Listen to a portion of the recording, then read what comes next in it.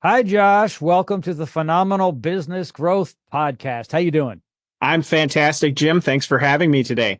It's great to see you again. We've done some of this before where we've been on podcast and we get to see each other face to face often at an event like Howard Partridge's Inner Circle events. Absolutely. Howard is one of those guys where I wish I'd have had him in my pocket 15 years ago when we started the company. It'd Mm. have saved me a lot of pain and heartache over the years. But thankfully, we are working with him now, and that is tremendous. A lot of people say that, but I will say this though, better late than never. So sometimes after you've gone out there and felt the pain and been the slave to the business, it's then time to go hook up with Howard and untangle it all. But sometimes if it's early on, it may, you can't apply as much. And I don't think it's that hard to deprogram someone who needs to get out of all that stuff, like I said, like a slave, right? So if you had started sooner, I don't know if you would appreciate it as much. That's a really good point. And the story and the journey to Howard, I think it had to happen the way it did. Mhm. Yeah. So it's been a couple of years now. You've been part of Inner Circle. Yeah, I think 3 years, 2 or 3 years, been working with Inner Circle, and it's been absolutely phenomenal. What is your favorite part of it? Is it the community? Is it the regular coaching? I mean, what is it for you? I think on a day-to-day basis, one of the things that has the biggest impact is having the accountability of the ongoing coaching. Mhm. Having somebody who is going to hold me accountable as a business owner to get the stuff done that I say I'm going to get done. It's easy, as just a certain personality of a business owner that we like to follow whatever's flashy and happening right now, and sometimes we miss the actual working on the business part of the business, and the systemization of the business so that it actually runs smoothly, so we can actually keep growing and not just stall out. Vanderberg Clean, you guys are in the cleaning industry. And really, what's great about that is a lot of people, but not all, a lot of people and companies that are involved with Howard's Inner Circle, phenomenal business coaching, are from the cleaning side. Howard started off in cleaning carpets. Tell me a little bit about your cleaning business. So we are a cleaning business. It's almost two separate businesses under one roof. We have a janitorial business, which is about 85% of what we do, and that's taking care of businesses on a daily basis, generally in the evening. And then we have our rescom business, or our carpet cleaning business, and that's about 15%. And there we're taking care of homeowners and their home, and really two totally separate categories. And we are proud that in 2009, when I started the company as a janitorial company, 2010 we started our carpet cleaning business. We were IICRC certified from day one. It's been very important to us that we follow the program there. And putting together the systems of the janitorial business, we've run that really fairly okay over the years. And then the carpet cleaning business, I don't know, we just didn't have the systems, and that's really where Howard came in to help us, a lot over on that side, and then overall operation of the company and sales systems. I don't know how much we've talked about that, but the systems are really Howard's sweet spot.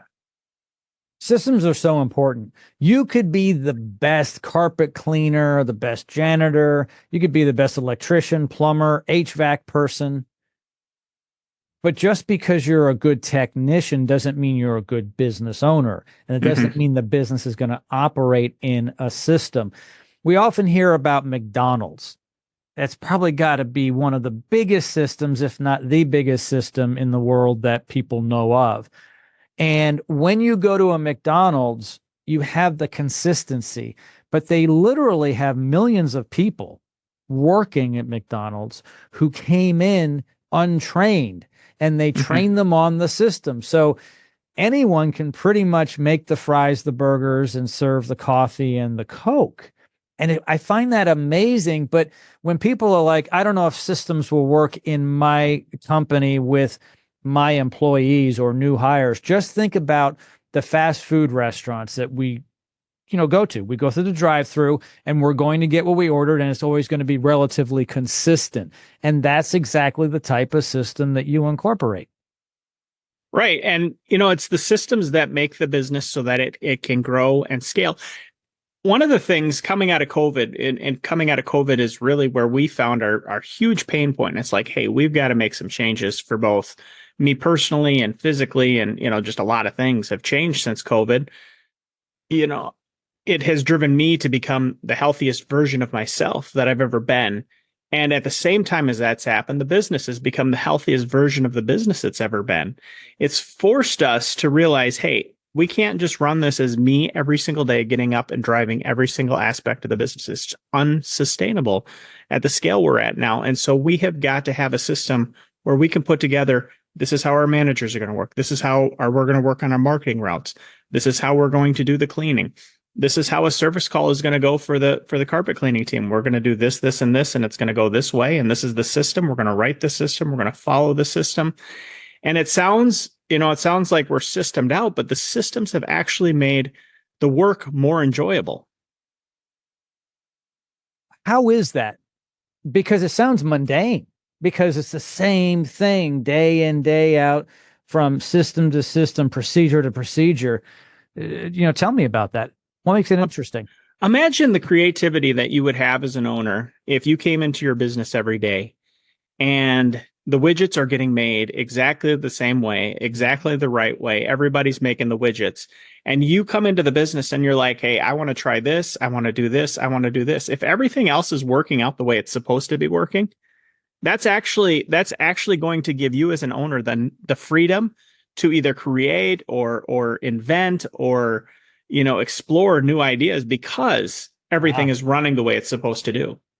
So what you're saying is you can add innovation because the system is operating well without you, the leader, the visionary. Right. You have time now to step away and say, okay, this works. What else can we do to put into a system to make it work? And maybe the first thing we put into a system can be removed, and we have these other things we can put in systems that will improve. Exactly. Yeah, no, I like that a lot. What was the company like before systems? Just chaotic? I don't know if I would say chaotic, but it was me involved with every single aspect of the company, right? So I'm running everything. So it was very reactionary. It was very firefighter. The first call I had, so I coach with Eric through the inner circle. The first call I had with Eric, he said, Josh, what percentage of your job are you putting out fires? And the answer was 90% of my job. 90% of my job was reactionary. 90% of my job was answering the phone and putting out fires. And so we had to go back and we said, what systems do we need to put in place? We need to change this. This needs to be less than 10% of your day. Number one, our customers deserve it. Number two, our employees deserve it. Number three, this is not sustainable for my health. This is not sustainable for my family. I cannot go home at night and know that my phone's going to ring 50 times between 6 and midnight, right? Or that I'm going to be back out on the road because I didn't solve a problem before it happened. Most small business owners that don't have it together, and most don't have procedures and systems. Most have employees that are chaotic. The whole system's chaotic. They're firefighters. You hear it all the time. I work 100% with home service professionals. And I have to say, some are less than professional because you lose your professionalism when you're a firefighter in a small business, because you're not able to keep your wits about you and grow in a systematic way. It's really survival. It's kind of like you go back thousands of years. The human beings were just trying to survive. There was no way to thrive, really. There weren't, unless you were some emperor or something. But most people were literally waking up, finding water and food, reproducing, and going to sleep and hoping the next day they were alive and they survived. And so today, are you just surviving or are you thriving? And apparently you're thriving. Well, yeah, I mean, that's a great point. Right now, somebody asked me the other day, would you rather live as a king, as an emperor 1,000 years ago, or would you rather live as the average Joe today? And the answer is clear. You'd rather live as the average Joe today. But we bring those habits of we're going to get up, we're going to go out, we're going to be the hunter gatherer, living in crisis every day until we take a step back. We put together systems and we start to allow ourselves to focus in. And the amount of creativity and flexibility that comes from that is unbelievable. Is it hard, or do you think it's hard for someone who's been operating a company for a decade, 2 decades in chaos to get it all organized, put together, and move forward with procedures? The entrepreneur dilemma is exactly that, right?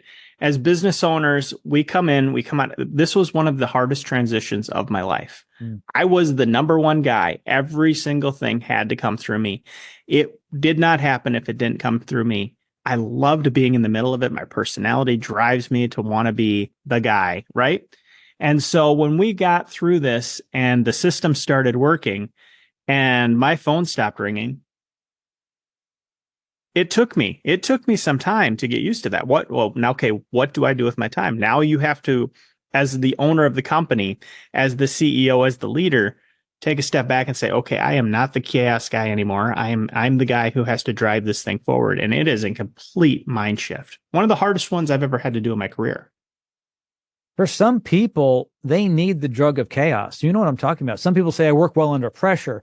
I love chaos. I would never want to work from home and have my people work from home, even though we probably could do it by remote, because I need to be in the middle of chaos. And they love it.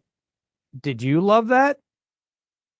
I loved it until it was too much. At a certain point, during COVID, at some point, something needed to change. Number one, I have a fantastic family, and I needed to bring some stability there. Number two, my health was not going to hold out much longer if I didn't.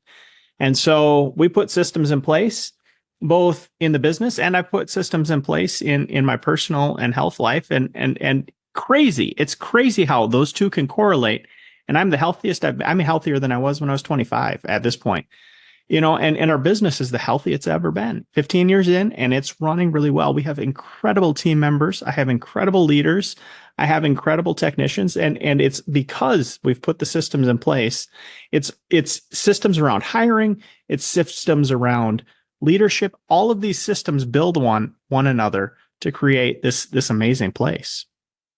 You've obviously been very deliberate in what you're doing personally and in your business. And every once in a while, I'm going to go back and say, all the time, we need to step back and we need to look at our relationships, our physical health, our mental health, the company, the employees, where it's going, the customers.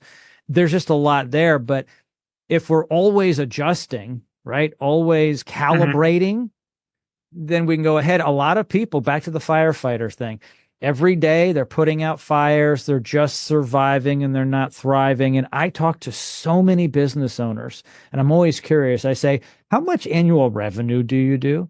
And they might say $1.5 million. I say, how old's your company? 22 years old. I said, how much money were you bringing in last year? 1.8. How about 5 years ago? We were a 3.2. Well, wait, 3.2 mil. You're going backward. Yeah. Or they say, well, we've been flat for 5 years. Flat. It's because they're just keeping up, right? Keeping their head above water. What kind of growth have you seen since you've implemented all this? Well, when we started with Howard, we were having a hard time breaking the two. And now we have this year we're into the threes. Yeah. So that's fantastic. That's phenomenal. And we've only been working, like I said, 2 or 3 years. I should have looked back and seen exactly when I started with Howard. Yeah. And it makes a difference. Howard is an amazing guy. I've known him for close to 20 years.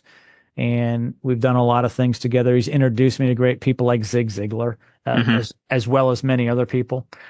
And he's truly a phenomenal person. Um, just going to one of his events is uplifting. I tell It people, is.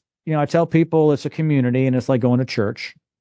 And he preaches, but it's great. And he Mhm. dances and he sings and it's like, is it not? I mean, It it's, is. it's a culture that you don't see in most conferences. Um, people are also encouraged, if need be, to bring their children. Sometimes you'll see, some younger people. Sometimes you'll see three generations.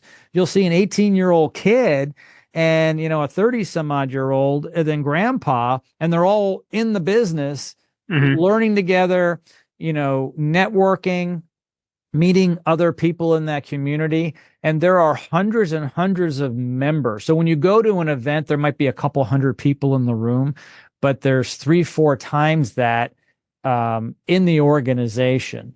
Howard has a great following, and people love him, and they learn so much from him and the coaches that are at Phenomenal. Can you say anything else about the coaching, the frequency, how it, helps you on a regular basis and what you expect in the future? Yeah, I mean the quarterly conferences are really wonderful because number one, you're going to meet a bunch of other people who are trying to drive the mission the same way. And it's not very often that you get that. Without Howard, it seems very, very lonely. Once you have Howard and you're doing the coaching and you're doing the conferences, hey, it's only 3 months between when you see the next time when you're hanging out with other people who are like-minded, who are trying to drive their business to the next level. It's an absolute community where you can call if you've got questions, where you can go if you need some help. And everybody is so generous with their time and so generous with their knowledge. And the great thing is it's not like you're doing that with the guy next door who's competing in the same market. They might be in the same business, but maybe they're halfway across the country. So you're totally free to share. In some cases, it's like being part of a franchise system. So when you're a franchisee in an organization, you can share ideas amongst yourselves. There are some similarities because there's a lot of people in your industry that you can call on that are within the organization. Not to mention some of the people who speak, some of the coaches, they're in very similar or had been in very similar industries as yours or others. And I would say almost half of the individuals that are part of the inner circle are home service. And then Mhm. there's a lot of white collar There is. in there as well. Yeah, I mean, one of my first conferences, we had somebody who was a chiropractor sitting at our table with us. Totally different industry, something you wouldn't necessarily think would be at Howard's. Sure. Sorry about the phone. I've got it on do not disturb, but and then you've got also at the same table another carpet cleaner who's running a multi truck operation. And the opportunity to go see Howard's operation is incredible because he's got a heck of an operation that he doesn't even have to be part of. Howard's flying all over the country. He's not running his business yet. It's consistently running well and with predictable revenue. And I mean, having that kind of community is absolutely incredible. I think maybe I got off the question there a little bit, but No, it's no, abs absolutely. So I'm gonna see you hopefully at the next event in Houston. You had mentioned, and I agree with you, they're quarterly. It's a great opportunity to get out there and network. I just want to talk about that quickly, the networking aspect. And we covered it a bit, but how important that is because we've got people who may be in our industry but others mhm. who aren't. So I had talked about the blue collar and the white collar, almost a 50-50 mix. What's nice about someone in your business is you might meet someone who is a CPA or maybe they're an attorney. Um, and you're like, oh, I didn't know that. Maybe you can Mhm. help me with this. So it's invaluable. It really is a community and a family. And the thing is, we all start doing business with each other. There's website developers there, there's Mhm. SEO people there, there's credit card processors there. All these different people who now you're friends with. So now you're doing business with normally somebody who you wouldn't really know very well to somebody who's got the same set, mindset as you and you're friends with. And, like my coach, had a very similar business to ours, and they went to Howard's, they did the whole Howard thing. All of a sudden they've got a business that is so predictable and running so well. Somebody else wanted it enough that it was, something that they sold. And then they started another company, and their new company, absolutely benefits everybody who's there because they're teaching soft skills now. They are. Those two have known each other since they were roommates in college. Right. Yeah. And they're a perfect match for companies like yours and Inner Circle. And I just can't say enough about them and everyone else as part of the organization. Josh, on that note, I want to thank you so much for joining me today on the podcast. Yeah, it's been a lot of fun. Thanks, Jim.